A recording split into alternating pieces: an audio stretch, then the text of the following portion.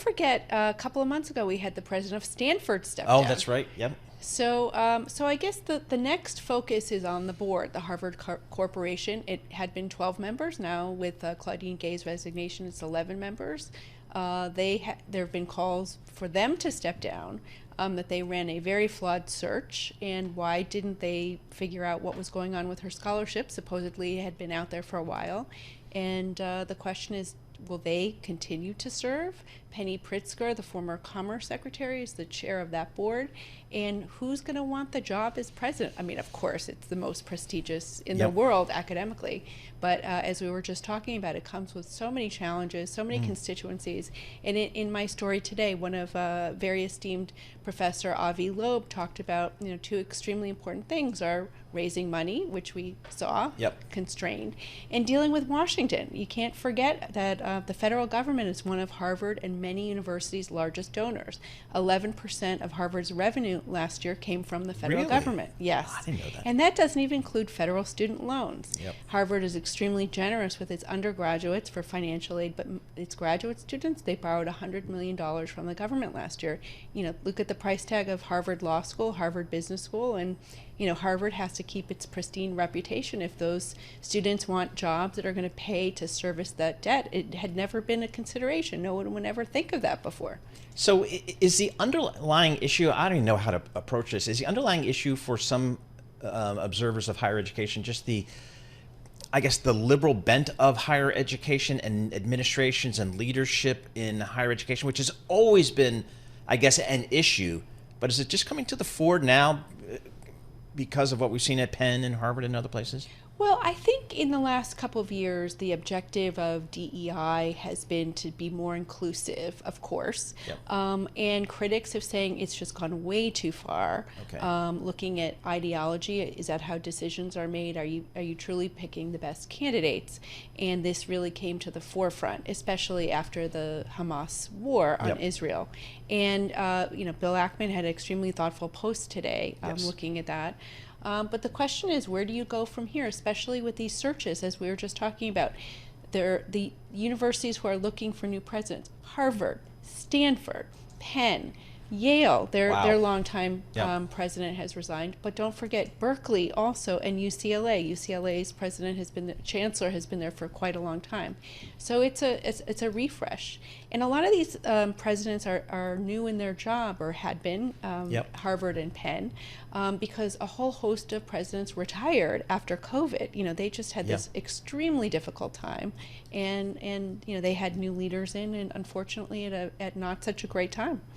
Bill Ackman today, Bloomberg's reporting, Bill Ackman says Harvard board should go for protecting Claudine Gay. I mean, that seems, I don't know if it seems extreme, but it's certainly a bold call for Mr. Ackman, which he was very outspoken about, that Claudine Gay should step down. Well, we saw right after Penn's president, Liz McGill, stepped down, the board chair, Scott Bach, Yep. within a few hours, had stepped down himself.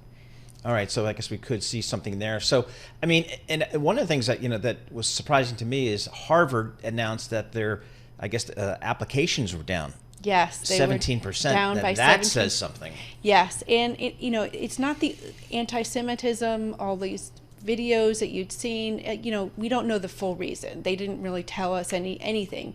It could have been for a lot of reasons. Remember, this was the first application cycle since the Supreme Court decision that eliminated race as a factor in applications. They had more essays, but it's hard to tell. But that for Harvard, which is always encouraging people to apply, we wrote about this many years ago. They're always mailing letters to encourage kids to apply. It was quite shocking for them because everybody else seemed to be up. I tell you, what a time to be a higher education reporter, because it really feels like this is a seminal moment in higher education in this country. Is that the feeling from your sources, or is this something that's just a news cycle that will kind of blow over? No, I don't think anybody would have ever expected this. You talk about Harvard's president, the shortest tenure in its 400 plus year history, and you've got to think that there has been a lot of tumultuous situations at that place for for so many years. But yeah, it is. You know, we're not even talking about student loans too. Yep. You know, we have an issue there. You know, we've talked about before. Graduate school loans are Yep. about to overtake, you know, the annual distributions more than undergraduate loans, and people are having trouble paying those off. So there's just a tremendous amount of distrust of higher education these days, and it's expensive. Yeah, and it really is. And you think about the stories that come out from higher education. It's either a story about the high cost and you know, just it's too expensive, the affordability or lack of affordability of higher education, or it's a story about how big their endowments are, or huge gifts being made to these schools. It's really an odd economic model that just doesn't, if you just were to look at it, it doesn't make sense. It doesn't. And you know, we saw the movie Boys in the Boat the other day, and you look at the University of Washington and during the Depression and what higher education did for people. And it didn't cost a huge amount, and Yep. it hadn't cost a huge amount until much recently. You know, your state schools should be affordable for people to go to better themselves, and you know, there's some really tough questions that need to be asked, and the price keeps continuing to rise. And of course, if you're at Harvard, Yale, Princeton, and your family is below a certain income, it's going to be free for you. Yep. But there's the middle that, you know, will have to pay for it or take out loans. I mean,